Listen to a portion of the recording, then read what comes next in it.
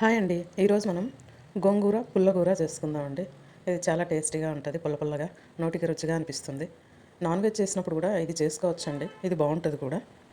ఈ పుల్లగూర చేసేటప్పుడు గోంగూరను కొంచెం ఎక్కువ క్వాంటిటీ తీసుకోండి, పుల్ల పుల్లగా బాగుంటుంది. కొంతమంది దీంట్లోకి చుక్క కూరను పాలకూరను కూడా మిక్స్ చేసి చేస్తారండి. నేను గోంగూర మాత్రమే తీసుకున్నాను, కానీ చాలా బాగుంటుందండి. ఒకసారి ట్రై చేయండి. గోంగూరని శుభ్రంగా కడిగి పెట్టేసుకోవాలండి, నీళ్ళంతా ఒడిసిపోయేంత వరకు పక్కన పెట్టుకోవాలి. తర్వాత 2 ఆనియన్స్, 3 టమోటాలు, వెల్లుల్లిపాయలు, పచ్చిమిరపకాయలు, చిన్న బద్ద చింతపండు అండి. నేను గోంగూర కొంచెం తక్కువ క్వాంటిటీ తీసుకున్నా కాబట్టి కొంచెం చింతపండు కూడా వేసుకున్నానండి.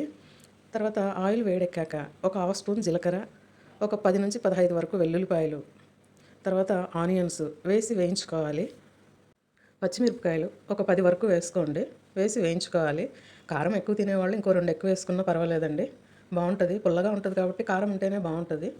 అవి కూడా వేసి వేయించుకోవాలి. తర్వాత చిన్నగా కట్ చేసుకున్న టమాటా ముక్కలు కూడా వేసుకోవాలండి. నేను చిన్న సైజు టమాటాలు 3 తీసుకున్నాను. తర్వాత చిన్న బద్ద చింతపండు కూడా వేయాలండి. చింతపండు ఏమంటే కొంచెమే వేసుకోండి, పులుపు బాగుంటుంది. రుచి బాగుండాలంటే కొంచెం చింతపండు వేస్తేనే బాగుంటుందండి. వేసేసుకోండి, సరిపోతుంది, దాంట్లోకి రుచి బాగుంటుంది. ఆ తర్వాత ఇవన్నీ కొంచెం వేగాక మనము శుభ్రం చేసి పెట్టుకున్న గోంగూర కూడా వేసేసి మూత పెట్టేయాలండి. అదేమంటే ఆవిరికే మెత్తపడుతుందండి.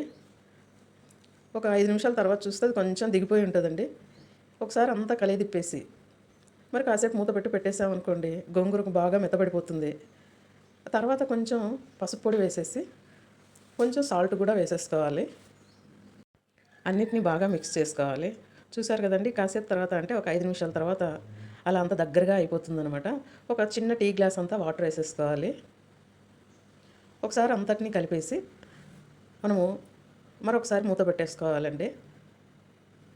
ఇప్పుడు ఇంకా మొత్తంగా ఉడికిపోతుందనమాట. ఒకసారి అంతా కలిపేసి మనం ఇప్పుడు దాన్ని మ్యాష్ చేసుకోవాలండి. మన ఇంట్లో ఆలూ మ్యాషర్ ఉంటే ఆలూ మ్యాషర్తోనే చేసుకోవచ్చండి. ఇదంతా కూడా ఇదే ప్రాసెస్సే, కుక్కర్లో కూడా పెట్టుకోవచ్చండి. ఒక విజిల్ వేయిస్తే చాలు, అయిపోతుందండి. చూడండి, అక్కడ నేను ఆలూ మ్యాషర్తో అలా మెత్తగా అనేస్తున్నాను అనమాట. కొంచెం ఒకసారి సాల్ట్ చూసుకొని మనం అలా అనుకున్నాం అనుకోండి, చూడండి అలా ఉండిపోతుంది. కానీ చాలా బాగుంటుందండి. ఇంతే అండి, చాలా సింపుల్. ఎక్కువ ఇంగ్రీడియంట్స్ కూడా ఏమీ ఉండవు, చాలా టేస్టీగా ఉంటుందండి.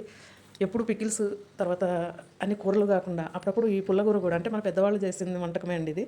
ఇది కొత్తగా వచ్చింది కాదు, కానీ బాగుంటుందండి, మంచి రుచి ఉంటుంది. రోటి పచ్చడి అండి, రోట్లో కూడా వేసుకొని రుద్దుకోవచ్చు దీన్ని, బాగుంటుంది. ఒకసారి ఎవరైనా సరే ఒకసారి ట్రై చేయండి. పిల్లలకు మంచి టేస్ట్ని మనం అలవాటు చేసినట్టుగా ఉంటుంది, చాలా బాగుంటుంది. ఒకసారి ట్రై చేయండి అందరూ.